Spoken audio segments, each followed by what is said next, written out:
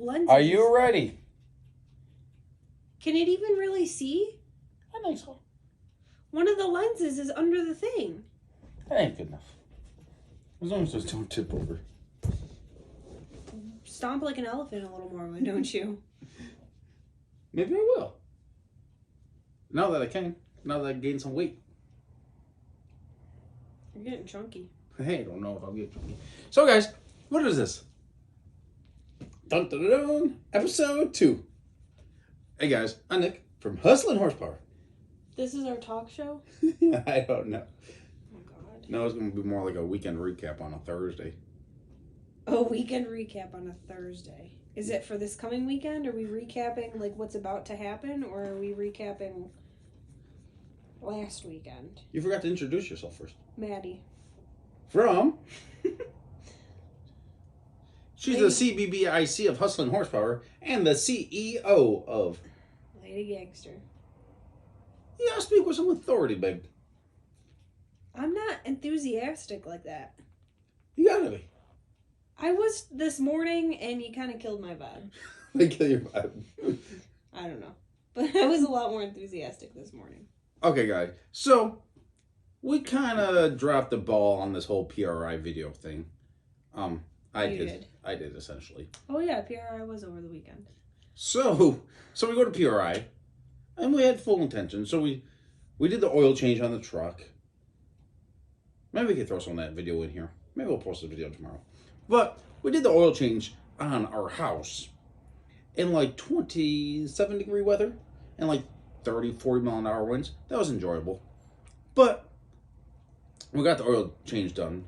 We shot down to southern Ohio where we're going to be leaving the truck in the trailer and working on the car for until early February probably.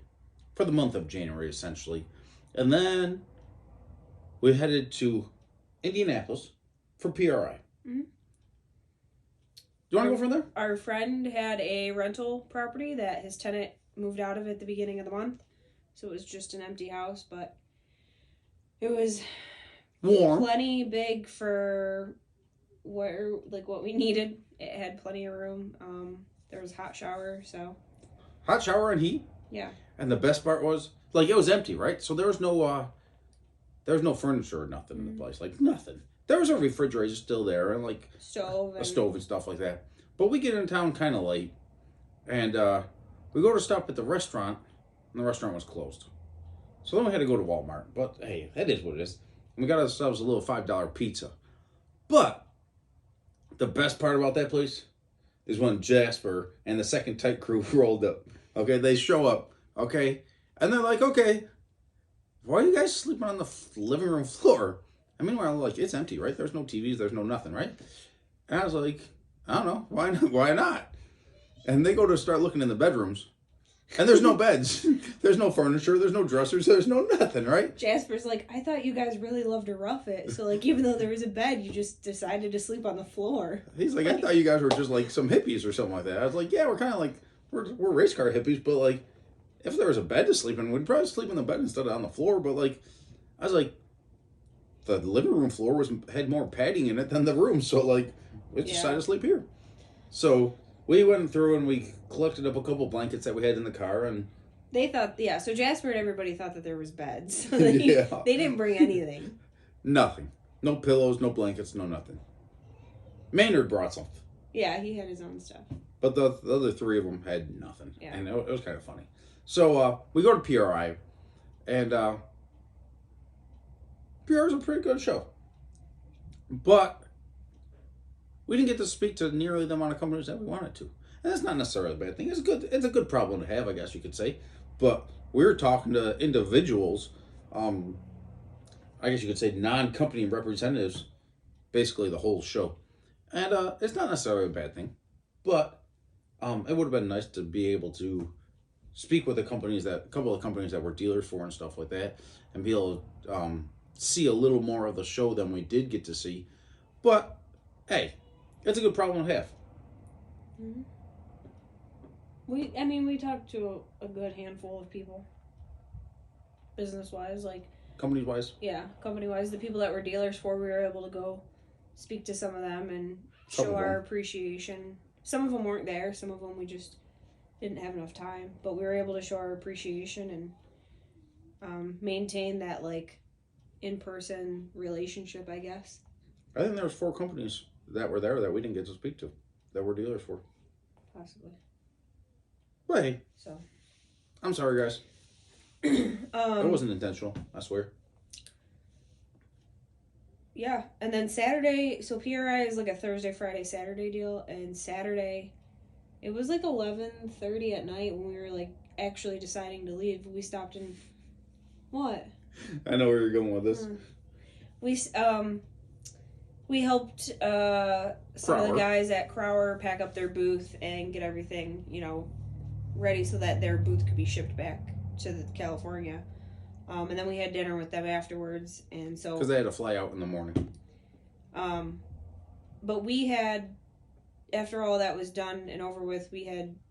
I went kick butt and shuffleboard. It's not really shuffleboard. The shuffleboard that's on the table. Yeah, whatever it's called. It's kind of like curling for Southern people. So, that was like 11 o'clock, 11:30 at night. Mm-hmm. And I was like, hey, do you want to go back to the house and sleep for the night?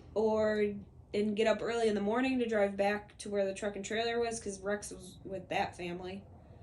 And I said, or do you want to get on the road tonight? And Nick was like, no, we should get on the road tonight. I was like, okay, well, I'm tired. He's like, it's okay, you can sleep in the back. I said, okay. So we go back to the house that we had stayed at, gather our belongings. They were on the floor, because there's no bed. For the most part. Gather our belongings. And we move them from the floor into the back seat. So I lay down our little padded, camping mattress and, our blanket and our sleeping bag that we shared. Because we had to share the sleeping bag because we donated all of our blankets and everything to everyone else. So that was only one night or 2 nights. One night, whatever it was. So we load up, get in the car, and I get us on the highway. I'm like, all right, I'm going to go lay in the back seat. You're on this for whatever it was, 70 miles. I'm going to go lay in the back seat.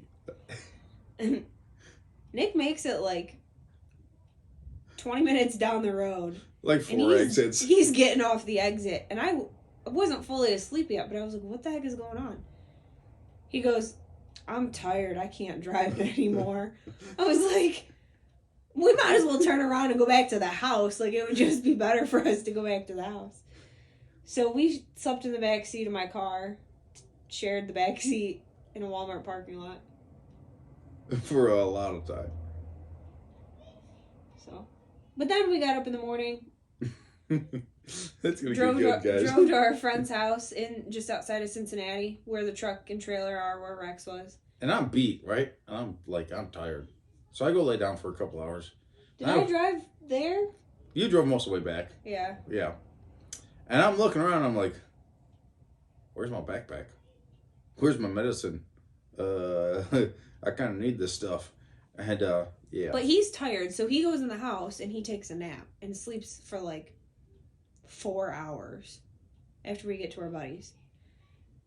And then we had dinner and hung out with them for a little while, whatever, spend the night there. And then we went go looking. We had to go look for his friend that fell asleep.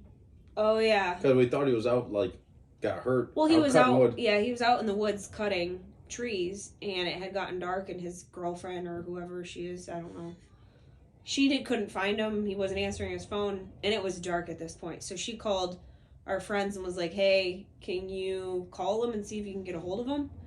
She's like, I'm worried about him. Cutting wood in the woods past dark. 600 by acres. Himself. 600 acres, and that's for the people that are, not in the United States. That's a good chunk of land. It's quite a bit. It's at least, I was going to say a half square mile by a half square mile, but if they don't know acreage, they probably don't know miles, right? Yeah. What about a football field? Yeah, but they're going to think soccer, and soccer fields are bigger than football fields. I don't know. It's a lot of land. There's a lot of land. Leave it at that. Especially in terrain and stuff like that, when there's massive hills and creek bottoms and thickets and this and that and everything else. So, yeah. So they leave, go look for the friend. Found the friend safe. He was fine.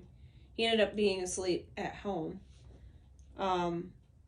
So that was good news. But then we end up staying the night just outside of Cincinnati.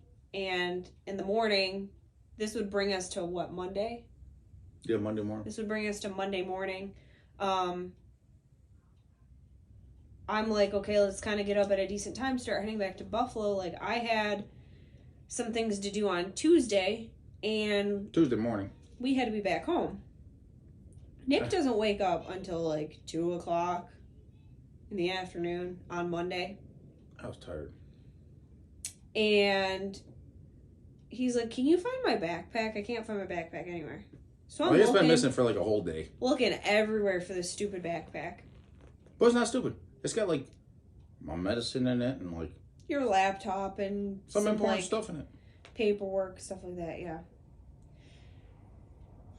So we can't find it. So he messages our friend back in Indianapolis, where we stayed at his house, his rental property, and says, hey, 3.5 hours away.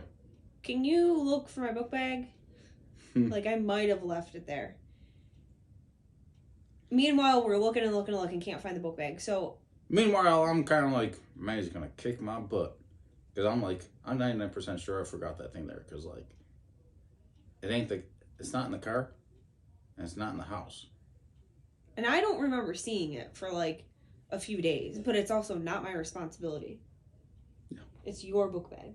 Well, the thing is, right, when we went to Walmart to buy our friggin' $5 pizza, because like the restaurant was closed, like the night we got there, I bought a $7 backpack, and that's not a good idea to buy a $7 backpack if you're going to be carrying it around like all day long.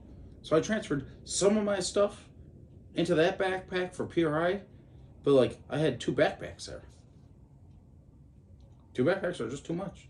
Like if you had 2 purses, you'd probably forget one. I'm pretty good about maintaining where my things are. Sure. Anyways, Nick's like, hey, we're probably going to have to drive back to Indianapolis. It's 3.5 hours in the wrong direction. And then from Indianapolis to come back home to Buffalo is an hour and a half longer than it would have been from where we were just to go to Buffalo. It ended up being like 875 miles instead of like 500. Yeah, 500. I'm like, Nick, you might as well just get in the toter home. You drive yourself in the toter home to go pick up your book bag, and I'm taking my car and I'm going home. I was pissed. She was a little upset.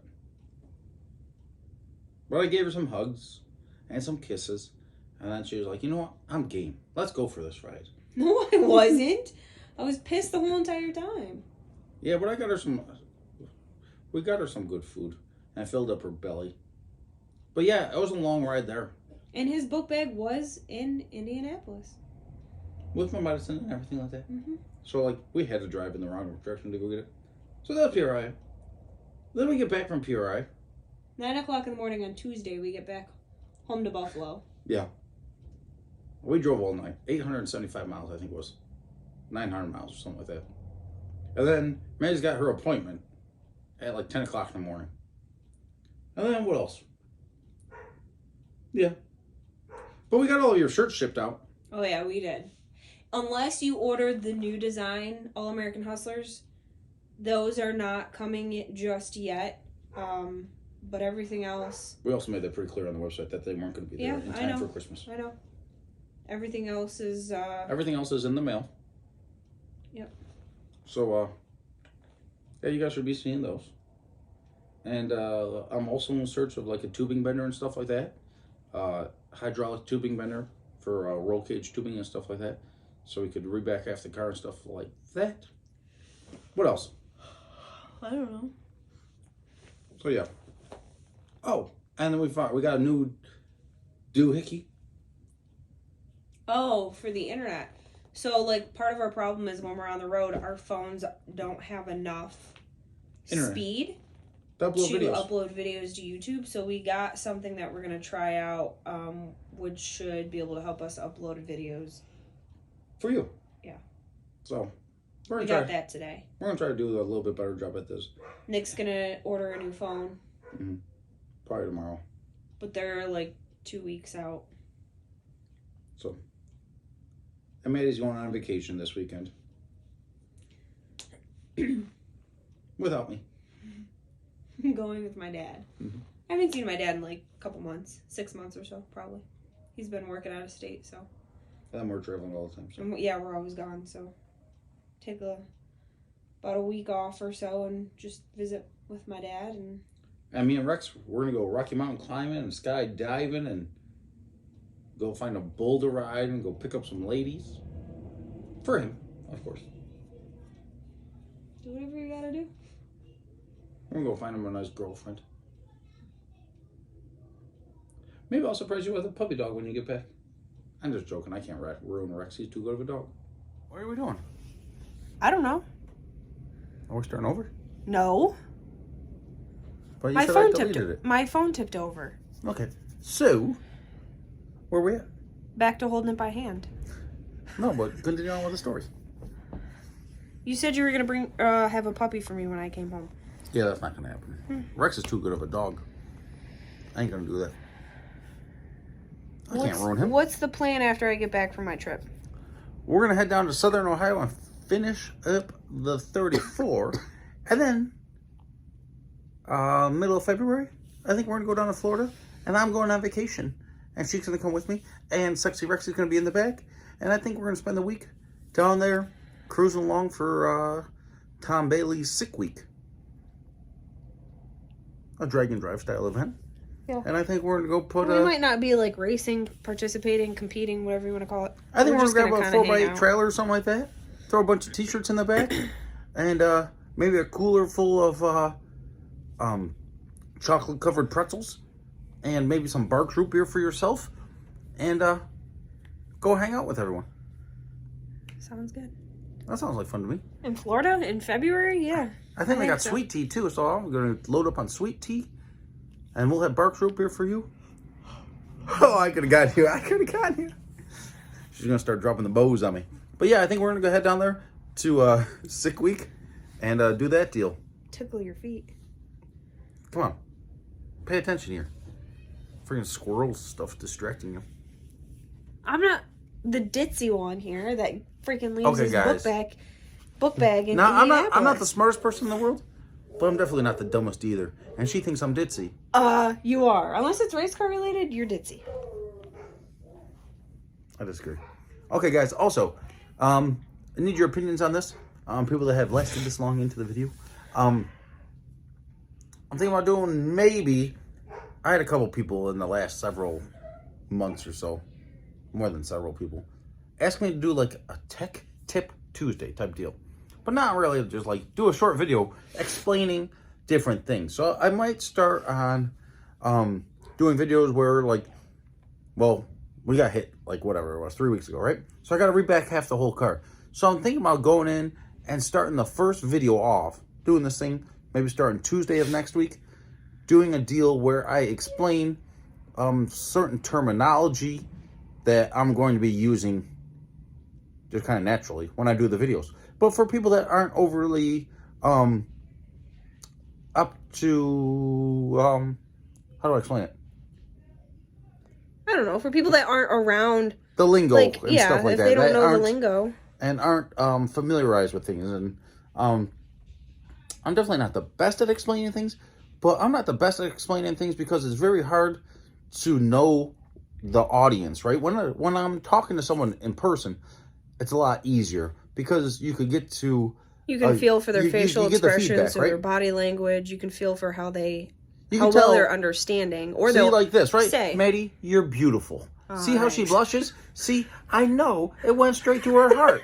See, when I'm talking to you guys, and I'm just like, hey, if I'm planning on putting the crankshaft center line at 14 inches, and with it being whatever it is. There's various levels of understanding on your guys' end. Mm-hmm. And we can't know the level of audience. We don't know. Like right now, we don't know. Who's understanding and who's not understanding. So we get people that like own dealerships, like car dealerships, that will send us a message, right? We don't know if it's some little kid hanging out in their freaking thing, right? For example, just a couple days ago, the kid sent in the thank you letter.